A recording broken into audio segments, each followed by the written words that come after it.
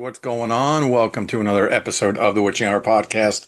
I am, as always, your host, John Roycelyn. Tonight, kind of a special night for me. Of course, I say that always, but that's because you guys are here with me.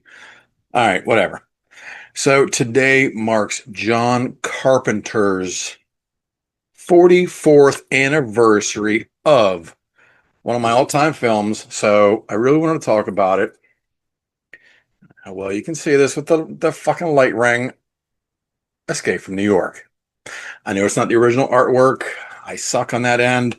I would love to get a copy. I don't care what platform it's on. You can find it. Let me know.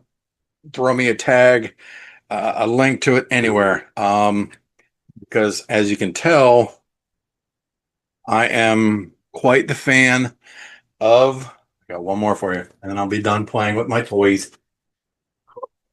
Hope I can get this all in there and show you Mr. Carpenter's autograph himself from Spooky Empire in Florida on John Carpenter's. That was the first year he actually started doing conventions. So I was thrilled once I heard of it. I actually started getting movies together and shit to get autographed. Um, he was kind of a dick, not gonna lie about it. I was so upset by it. Nobody else in the room. Um, my wife and I walked up there, had some stuff to get autographed. I actually had a handmade doll um, of Jack McCready, Kurt Russell, his character from The Thing that was handmade by a friend of mine. Gave it to him. He just kind of looked at it, didn't say a word. The person working the table, I don't know. It was kind of bullshit, and I was really upset by it. But nevertheless, he is still probably my all-time favorite filmmaker.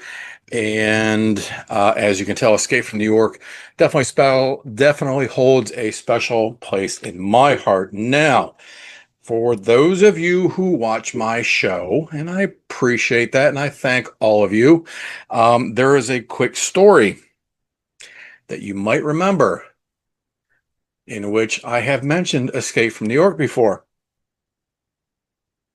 Um, the film was released today, July 10th, 1981. At that time, I was living upstate New York, Woodstock, as a matter of fact. All that dumb shit. My father took me to the drive-in movies. I believe anybody that lives up there wants to chime in. I believe it was in Kingston. If I know it's not still there, but if anybody happens to remember it, might be from there originally, whatever. It was a triple feature. It was uh, Scanners, The Fog, which was the clue from my previous show, talking about my personal all-time scariest film, being John Carpenter's The Fog, and then headlining the show, it was John Carpenter's Escape from New York. So that movie, that night, completely changed me. I had known of Kurt Russell as an actor from actually a Disney movie previous to that as a kid. Was the world's smartest boy or some shit like that? I don't even remember. And then, of course, he did the Elvis movie. But this movie, Kurt Russell as Snake Plissken, this fuck, man. Growing up my entire life, I absolutely loved, prior to really getting into horror, I loved post-apocalyptic movies.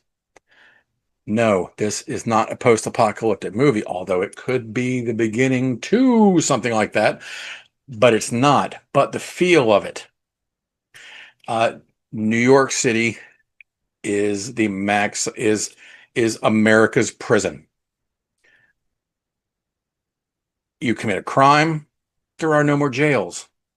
You get dumped over the wall. That's it. That's where you live and you survive for the rest of your life. Now, when I say survive, obviously there are hundreds and thousands of other hardened criminals that have taken up residency, that are occupying the buildings, the underworld, the rooftops, and they all learn to survive. And just like in prison, there are cliques, there are gangs, there are organizations, and the largest one is is ran by the Duke, the Duke of New York, played by Mr. Isaac Hayes.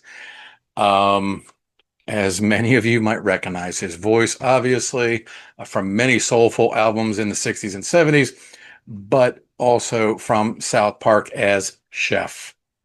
Um,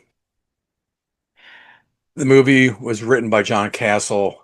John Castle, John Carpenter, and Nick Castle, who, in my opinion, really does not get enough credibility with John Carpenter, but that's neither here nor there. I didn't sign the check or sign the contract, and it was obviously directed by John Carpenter. Obviously, it stars Kurt Russell, the lovely Adrienne Barbeau as Maggie, who plays the squeeze of Harry Dean Stanton, who plays the brain. The brain is the one who figures out the possibilities of getting out there, who also coincidentally knew Snake Plissken from the outside world. Now, Snake is sent in there. He's now a hardened criminal who was in the special forces, turned criminal. Donald Pleasance plays the President of the United States. He's in Air Force One. It is hijacked. Take a guess where it's crashing. Say it. New York City, right inside the walls. So, before throwing Snake Plissken to the wolves, so to speak, the head of security, played by Lee Van Cleef as Hawk, pulls a file on Kurt Russell, aka Snake, gives him an opportunity because he was a military man. He says, look, I'm going to give you one chance and one chance only. Give you a full pardon. Go in and save the president. His response was, the president of what? I love that. And so they kind of get in a little bit of a heated discussion. He's like, I don't give a fuck about your president. And I love that whole fucking scene. And it's so ironic because my God, I could see that happening nowadays. Am I alone here? I mean, can anybody else honestly see Escape from New York as a future of America? Maybe not New York, maybe California, someplace small like Delaware. I don't know. Put them all on a fucking island together. I could definitely see the Orange Man doing that. But anyway, who else we got in the movie? Who did I not mention? Oh, of course, fucking Tom Atkins. Nice small little piece in there. And even Deborah Hill, who is John Carpenter's right hand through so many films. You're not familiar with the name, look her up. You're going to find a nice list of films that she's associated with, especially with John Carpenter, who actually is in the film only as the voice of the computer in the intro of the film. So the entire city, another coincidence. There's a wall, a great big wall around it, that is heavily armed by military. Any bridges going in and out of the city are all mined, hence Brain's character, who is supposed to figure out where all the mines are planted, because the Duke plans on rolling down the bridge to freedom and leading everybody through it. So Snake is sent in there to save the president before the summit meeting is over. He's given a little timer, 24 hours. Well, by the time they let him in, it's down to 22 hours because of all the bullshit. You got to get him suited for a nice outfit, and he's got to get in on the hang glider. on top of on top of the World Trade Center. Because it's the only place to be able to retrieve the president, get back up there, take off from a free fall. Um, so anyhow, he meets up with people with Brain and so forth, and the cabbie played by Ernest Borgnine. Small cast, but brilliantly played. The feel of the movie is kind of dark, obviously. It's the streets of New York City, where there might be some sources of electric left, basically leftover generators, a little bit of gasoline that they might have found, but the majority of it is all by fire, um, and so forth. So it is kind of dark, it is kind of gritty, but it does kind of make you feel like you're there in a sense. Now, the film, surprisingly enough, I had it written down. Now I can't find it. Obviously, it was not filmed in New York City, nor was it even filmed in California. Oh, shit. It was Minnesota? I don't know. One of them weird places that nobody goes to that had room to film a movie. Um, they made the movie on a $6 million estimated budget, and worldwide, the movie made about 26.2, 26.3.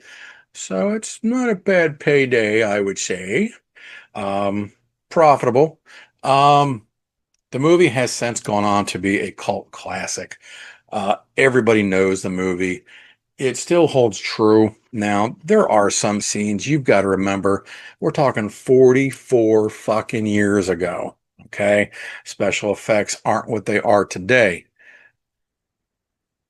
And in some aspects, and in many movies, that's a good damn thing. No AI, no CGI. So when Kurt is trapped inside of an old beat up New York City apartment building, and he's got to blast his way with an Uzi through a wall to break through it, it's like quarter-inch thick of paper. Okay. But the feeling is there, the chase is there, the adrenaline is there. Does he make it out alive? Does he save the president? Is the world safe again? You know what? The movie's 44 fucking years old. If you don't know, sit your ass down and go watch it, boys and girls, because this movie will educate you. This is classic cinema. Um, and speaking of which, you can actually watch it now on Plex. Um, you're gonna pay for it on Prime because Prime is assholes. Um, you also got to pay for it on Apple because Apple hasn't made enough money this fucking year, I guess. I'm 44 years old and you still got to pay to watch the movie. I don't understand that shit. But ain't nothing for free. The movie is about an hour and a half long. Um, it is easily in my top 10, if not my top five films. Yeah, thinking about top movies is really hard because you think about your all time and then you break it down into genres, which I already told you that John Carpenter's A Thing is my all time favorite scary movie, but not horror movie, scariest film. My all time favorite horror film, which has also coincided with my all time favorite film, is The Texas Chainsaw Massacre. Now, John Carpenter, he was such an influence um, with me growing up, learning about movies because my father, as I've told you before, was so big into movies, and he and I spent a lot of time when I was growing up. My bio mom was gone, which was cool because we got to order pizzas and get cheesesteaks, and we'd go rent a bunch of videos from the video store. Yeah. Um, so it was really cool, and like I said, Kurt Russell. I mean, between The Thing and obviously Escape from New York and Big Trouble in Little China, all that really molded me.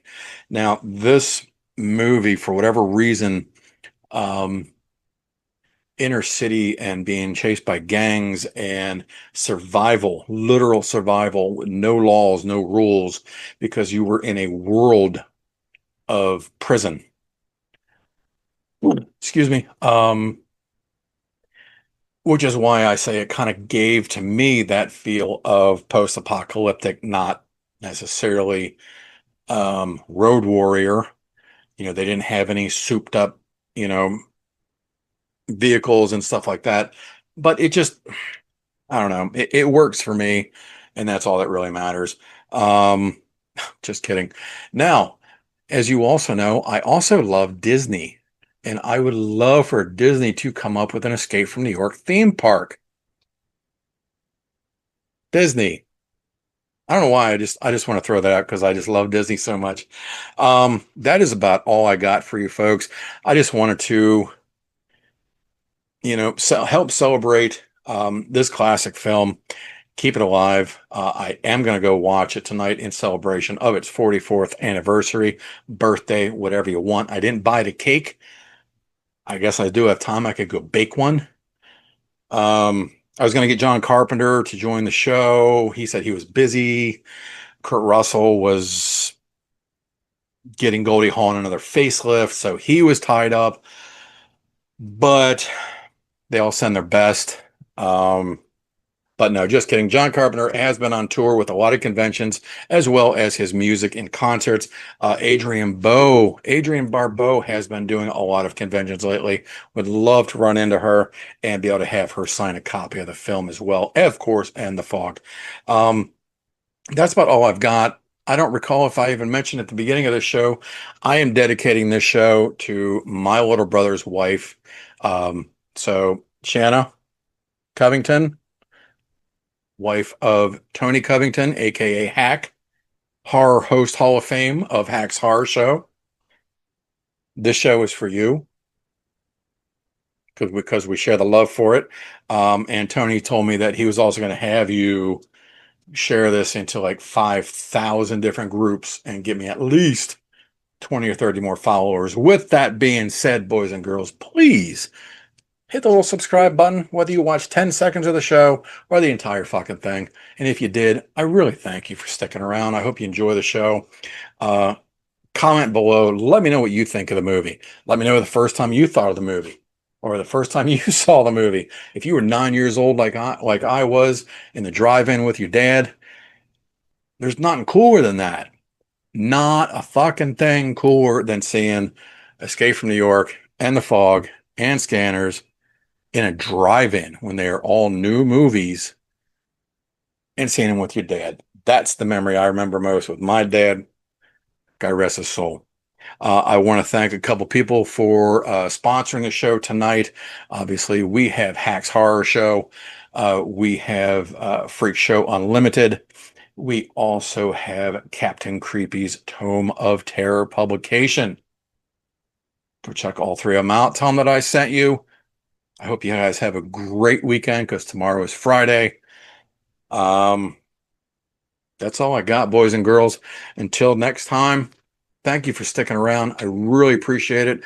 Find me on Instagram and, of course, on Facebook and home right here in the wonderful world of YouTube. That's it. I'm out. You guys have a great night. I'll see you guys soon. Thank you for coming and keep it evil.